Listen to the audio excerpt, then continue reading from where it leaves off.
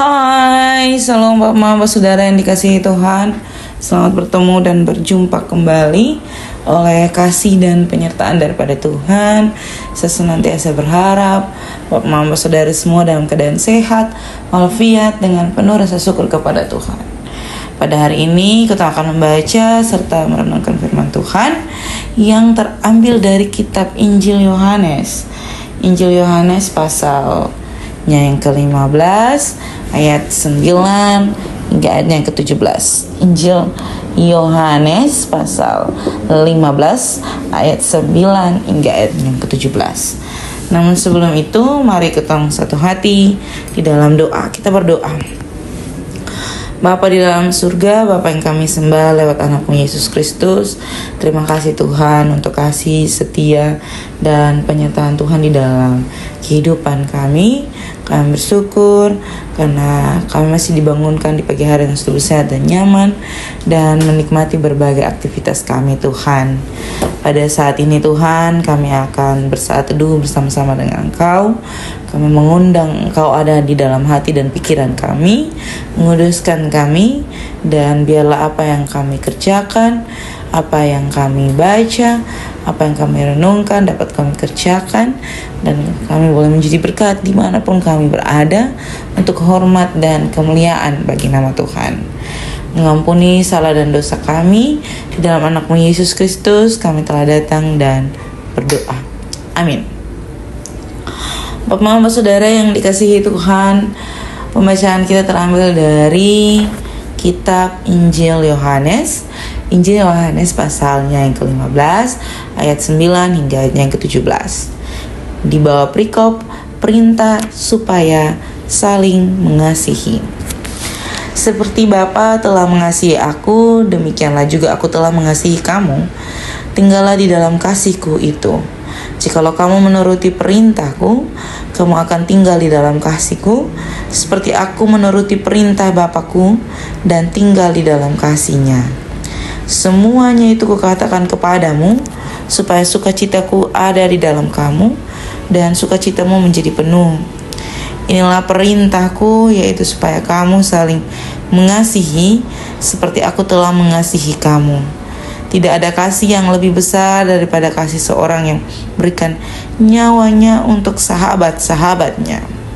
Kamu adalah sahabatku, jikalau kamu berbuat apa yang kuperintahkan kepadamu. Aku tidak menyebut kamu lagi hamba, sebab hamba tidak tahu apa yang diperbuat oleh tuannya. Tetapi aku menyebut kamu sahabat, karena aku telah memberitahukan kepadamu segala sesuatu yang telah kudengar dari Bapakku. Bukan kamu yang memilih aku, tetapi akulah yang memilih kamu, dan aku telah menetapkan kamu supaya kamu pergi dan menghasilkan buah, dan buahmu itu tetap, supaya apa yang kamu minta kepada Bapa dalam namaku diberikannya kepadamu. Inilah perintahku kepadamu, kasihilah seorang akan yang lain. Demikian jauh akan firman Tuhan. Yang dikatakan berbahagia adalah setiap kita yang tidak hanya membaca, mendengar, tetapi mau melakukan dalam kehidupan kita hari lepas hari. Shalom Bapak Saudara yang dikasihi Tuhan. Kita kembali membahas kitab Injil Yohanes. Tetapi hari ini kita membahas tentang perintah saling mengasihi, sambil dituntun oleh tema regulasi dan relasi yang ada di dalam kekristenan. Bapak Saudara yang dikasihi Tuhan, apa yang menjadi pemberitaan dalam kitab Injil Yohanes ini? Di dalam pasal 15 ayat 9 sampai ayatnya yang ke-17 merupakan satu permintaan khusus dari Yesus Kristus kepada kita untuk saling mengasihi dan ada dan hidup di dalam kasih itu. Perintah ini diberikan sebagai bentuk seorang sahabat kepada sahabatnya. Itu sebabnya di dalam pembacaan ini dikatakan tidak ada kasih yang lebih besar daripada kasih seorang yang memberikan nyawanya untuk sahabat-sahabatnya. Allah memberikan dirinya, nyawanya, anaknya untuk setiap kita yang dianggapnya sebagai seorang sahabat. Sahabat dalam berbagai kehidupannya dan dalam berbagai kehidupan kita. Dan permintaan atau perintah yang diberikan Allah kepada kita adalah untuk saling hidup di dalam kasih dan memancarkan kasih yang ketong hidupi itu, yang menghidupkan ketong itu. Jadi kasih yang menghidupkan ketong memancarkannya dan menghasilkan buah-buah yang pasti. Jadi buah yang tetap, yang terus sama seperti sedia kala. Jadi buah yang betul-betul menghasilkan sesuatu yang baik, yang juga menghasilkan kasih bagi orang lain, yang juga memancarkan kasih Kristus yang kepada ketong, juga kepada orang lain, yang tidak hanya untuk ketong sendiri, tetapi untuk semua orang.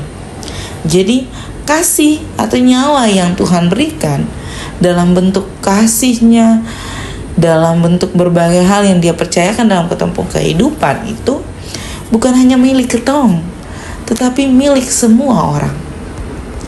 Lalu di dalam ketong punya pembacaan ini juga ketong diberikan tuntunan tema regulasi dan relasi. Regulasi membahas tentang aturan-aturan, lalu relasi membicarakan tentang kasih. Di dalam tema yang diberikan ini, mereka mendahulukan regulasi baru relasi. Tetapi di dalam perenungan saat ini, saya mau bilang di Papa Mama, relasi baru regulasi. Kenapa seperti itu?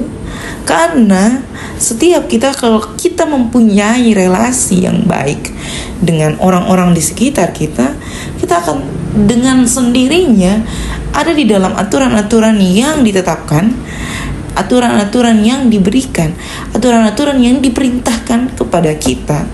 Dan itu menjadi sebuah kehidupan yang menghidupkan kita.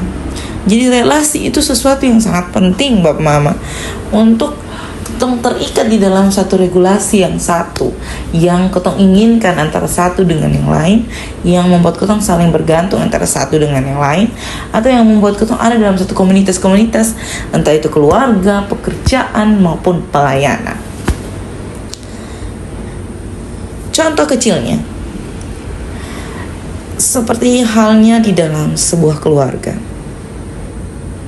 hubungan anak dengan ayah, entah itu anak perempuan atau anak laki-laki, kalau relasinya baik, tentu aturan yang ditetapkan oleh ayahnya akan diikuti dengan seksama, akan ditaati dengan seksama. Percaya atau tidak percaya, tapi itu kenyataannya. Sama seperti dunia pekerjaan pun, kalau ketong relasi baik dengan ketong punya atasan, ketong punya bos, tentu ketong regulasi di dalamnya juga baik. Karena apa? Relasi yang ada kaitan besarnya dengan kasih itu mengikat ketong dalam satu hubungan regulasi. Jadi kita akan pikir 1 kali 2 kali 3 kalau ketong tidak mau melakukan aturan-aturan yang ditetapkan atau hal-hal yang diperintahkan kepada ketong. Karena ada relasi yang baik di situ. Ada relasi yang mengikat ketong di dalam situ. Itu sebabnya saya bilang ketong harus punya relasi yang baik. Tetapi bukan relasi yang dibangun di atas kepura-puraan.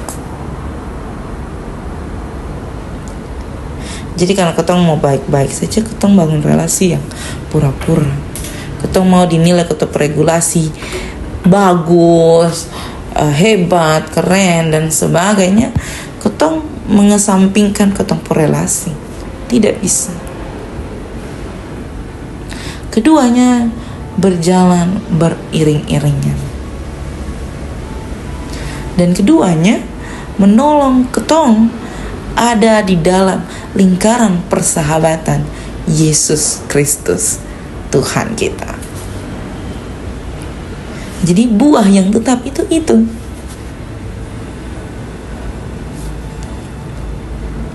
Kasih yang tetap itu.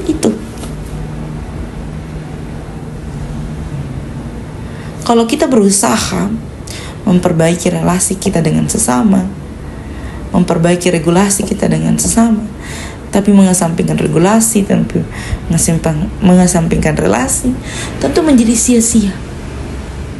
Hubungan kita dengan Allah pun seperti itu. Kalau relasi kita baik dengan Allah, saya yakin dan percaya bahwa Papa Mama akan mengusahakan menjalankan regulasi yang ditetapkan oleh Allah kepada kita. Cuman itu yang ingin disampaikan firman Tuhan dengan perenungan tema yang diberikan kepada kita. Itulah kekristenan. Mari kita menghidupkan kekristenan itu. Kekristenan, iman, relasi, dan regulasi. Selamat berrefleksi, selamat menjadi berkat dimanapun Bapak Mama Saudara semua berada. Tuhan senantiasa memberkati dan melindungi kita semua. Amin untuk firman Tuhan. Untuk menutup perenungan pada saat ini, saya mengundang kita satu hati dalam doa, dengan berdoa menurut doa yang diajarkan Tuhan kita kepada kita. Kita berdoa.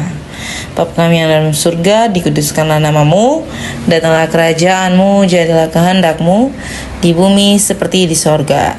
Berikanlah kami pada hari ini makanan kami yang secukupnya, dan ampunilah kami seperti kami juga mengampuni orang yang bersalah kepada kami. Dan janganlah membawa kami ke dalam pencobaan, tetapi lepaskanlah kami daripada yang jahat. Karena Engkaulah yang punya kerajaan dan kuasa dan kemuliaan sampai selama-lamanya. Amin. Shalom Bapak Mama Saudara semua. Sampai jumpa kembali. Tuhan mencukupkan kita semua. Bye.